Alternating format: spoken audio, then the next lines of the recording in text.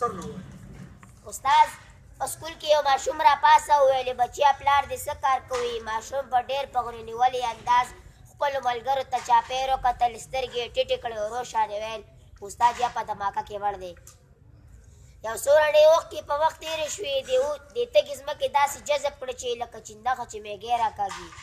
بیا یې کیسه ورته څه داسې وکړه استاد جي زه چې کله کور ته لاړ شم د دې بستې نه کتابونه لرکم په دې بسته کې د پالشو ډبې زړه کپړه او یو زوړ برش کېدم مور ته مې وایم بېبې ښار ته لاړم مور مې څه ډېر پغرې نیولی انداز راته وایي زه به چې الله دې مل شه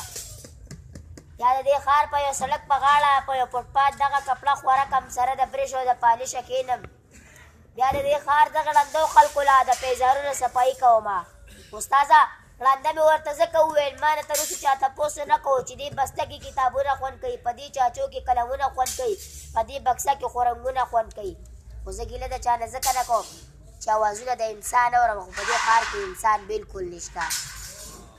ماشوم کیسه لا ختمه کړې نه وه چې د چوټۍ ټالۍ ووهله ماشوم په مخ دواړه لاسونه راښکله خپلې اوښکې یې پرې وچې کړلې خو په تلو تلو کې استاد ته وایي بې ادبي معاف خو منیر وایي چې د ولږې نه مرم سوال له چا نه سله وکړم رزق الله راکوي او خواري او پسې خپله وکړم ډېره مننه